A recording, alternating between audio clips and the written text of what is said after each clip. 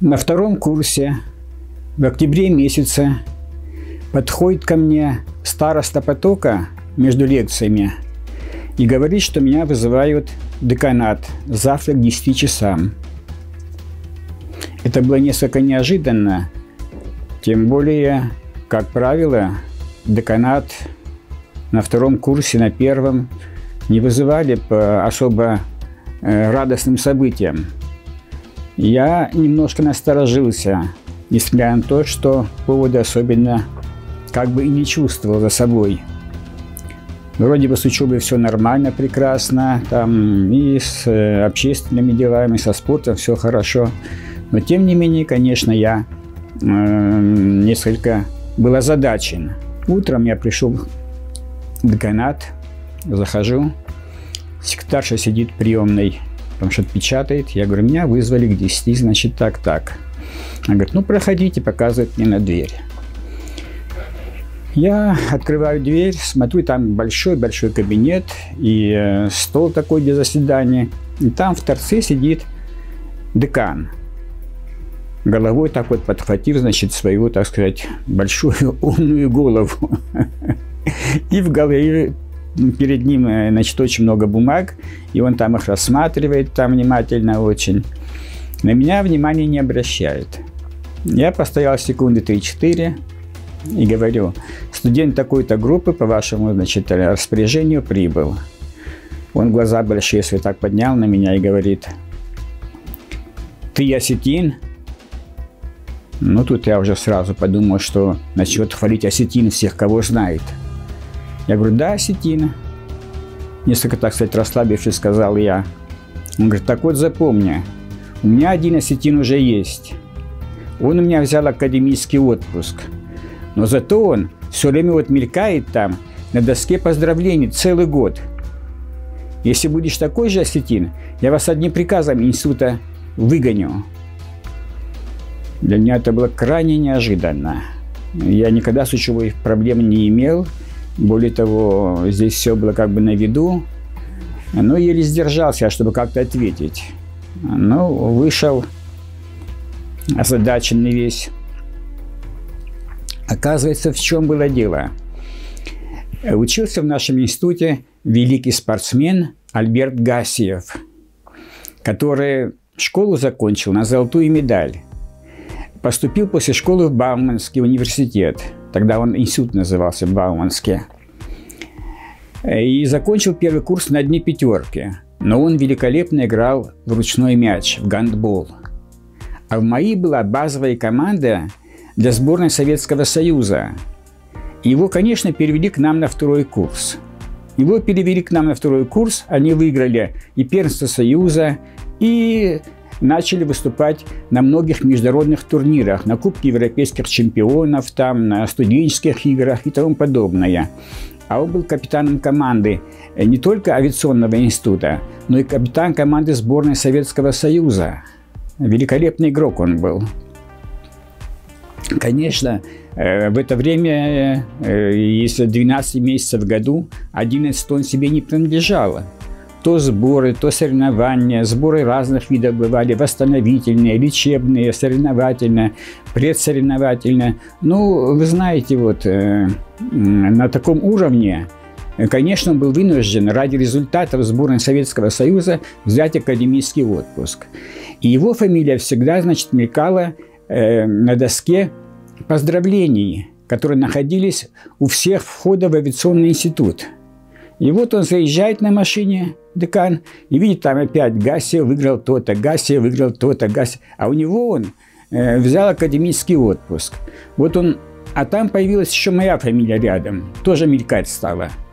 Он посмотрел вторую фамилию, группа его факультета, и решил упредить ситуацию, чтобы не повторилось больше у него, как вот с Альбертом Гассиевым. Я это все не зная, значит, пришел на кафедру физкультуры и говорю, я к вам поступил без вашей помощи, я от вас ухожу, я найду, где мне продолжить образование. учеба. А в чем дело? Я говорю, так и так со мной разговаривают в деканате. Да, ты не переживай. Он и с ректором также разговаривает, и с секретарем парткома, и с министром образования также разговаривает. Это друг Сергея Павловича Королева.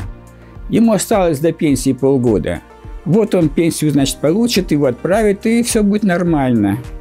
Ну, я успокоился так, и немножко более того, что я был занят, так сказать, увлекся своими текущими делами. И как бы остыл от этого. Проходит полгода. Меня опять вызывают в деканат. Подошел ко мне опять староста, значит, говорит, Шавлохов, вас опять вызывают в деканат к 10 часам. Завтра. Ну, я думаю, теперь-то не знаю, кто такой Шавлохов. Теперь-то, значит, ко мне проблем никаких не может быть. Наверное, будут хвалить за то, что я осетин, у нас много героев Советского Союза, много артистов, много спортсменов, тем более Москва в то время была обклеена афишами, концертами Дударовой, концертами, значит, осетинского ансамбля, победами наших спортсменов. То есть было за что гордиться.